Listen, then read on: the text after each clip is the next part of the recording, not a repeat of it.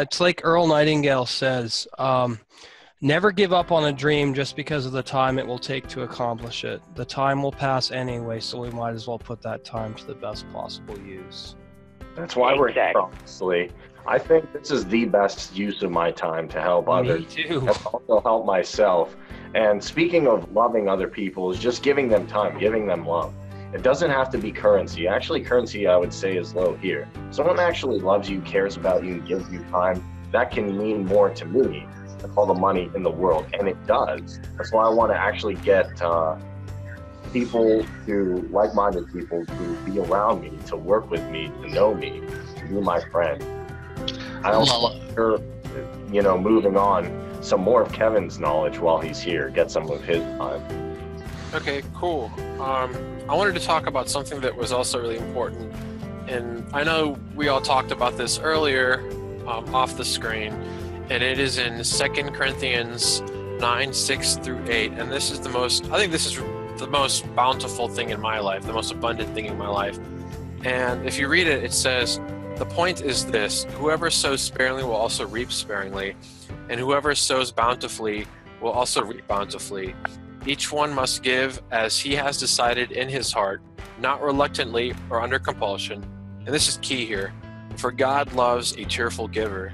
And God is able to make all grace abound to you, so that having all sufficiency in all things, not just some things, all things, is able to make all grace, so that having all sufficiency in all things at all times, you may abound in every good work. And then it continues, and when you're working in your business, or maybe you're working for somebody, the important thing is to have a good attitude. You're getting paid.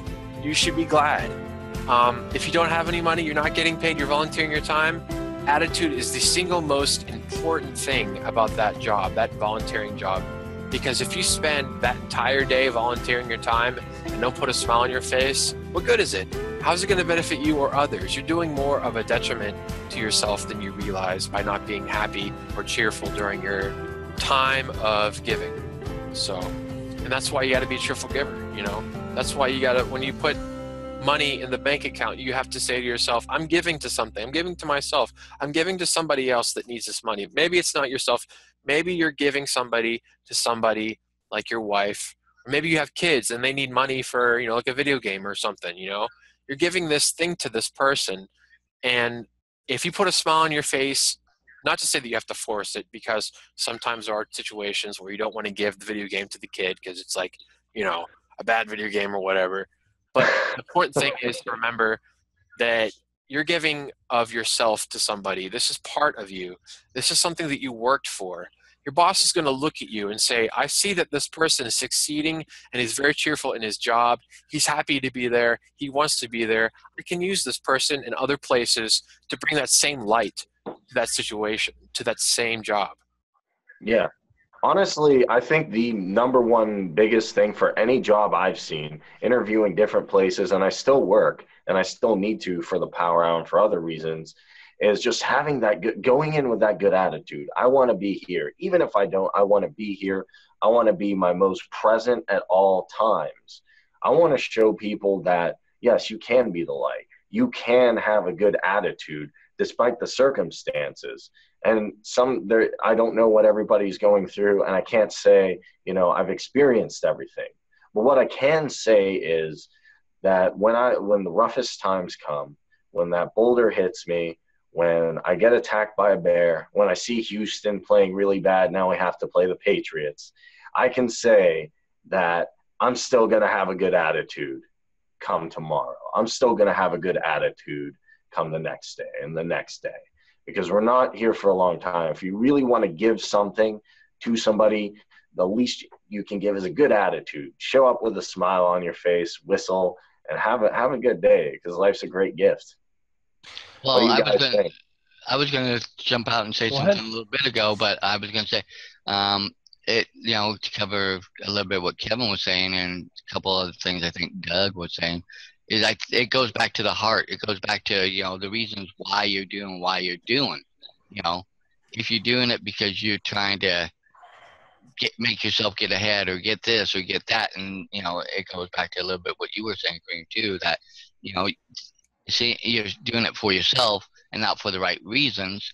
Whereas if you do it out of your own heart and desire to actually help because you really care about the other people, or you wanting to share and build people up and help them find their dreams and their passions, so that way they can turn around, it becomes a kind of like a domino effect, and because of how you imparted it upon them and how you responded and how you came across with, and if it was genuine, because people know when it's genuine and real, and they don't, and they know when it's not.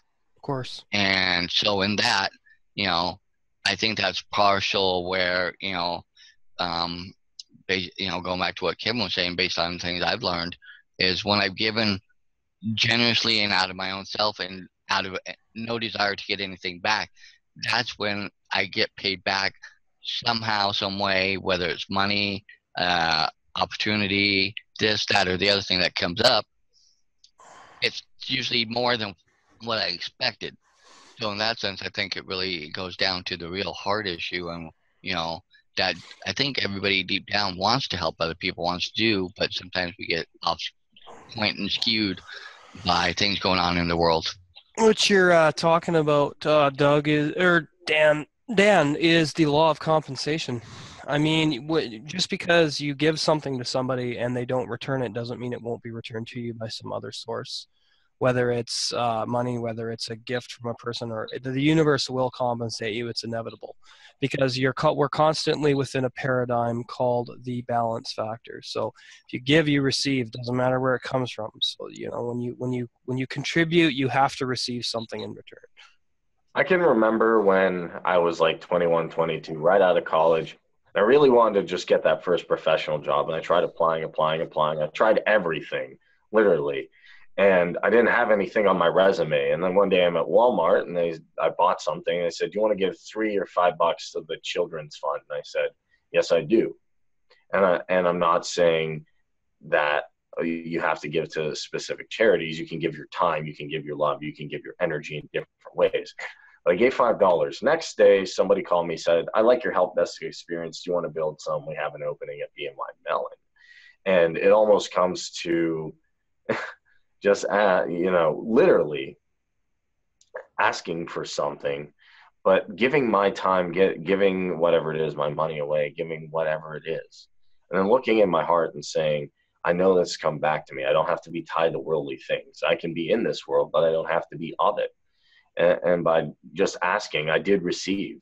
So it's definitely possible. I'd love to get, Fran's perspective, or if Doug's still there, anybody else who wants to chime in. Well, And Tara. let me put an input there about what Dan was saying about the heart. And God looks at the heart and he sees what your intention is. And coming from Chris's perspective, like we were talking about earlier, this is all unified. We're all sharing in unification. I believe that it's a principle. So yeah, I agree with all of you. And the heart is something where like the mouth speaks, because your brain isn't really, in a spiritual perspective, your brain isn't really producing that amount of love. The love comes from the heart, so I love you, Dan. I think that was an awesome input. I was actually going to get to that, but I completely forgot. So that's all I have to say. Dan the man. We don't want awkward silence. Fran, what do you think? Or Doug, or whoever else. Or Dan, jump out anytime. Okay, I unmuted myself. Being a woman, I don't want to be accused of hogging the mic. But yes, I think the spirit of giving is it's known by God. Like Kevin said, Dan said, Doug said, we've heard it by so many people here tonight that God knows your heart. And in the purest sense of giving, to give freely, you're going to receive it in the same vein that it was given. I did have a situation the other night where I'm in a blessing group, and this young lady wanted her blessing back. And I said, I'm sorry, but I used it to bless somebody else. And I don't return blessings that are given to me to neither a borrower or a lender be. That if I give a blessing to somebody else, it's freely given. And I feel that whether it be monetary or whether it be another friend that I've made that was brought to me because they were put in my path, they were a blessing to me, or they needed contact with me. It's just a karma thing. You reap what you sow and sow what you reap. And that's the best way I can explain it. You just have to have faith. Absolutely. And faith it's so monumental, and it just grows. And the more faith you can muster, and you will just see that through faith you can walk through each and every day and be all sufficient.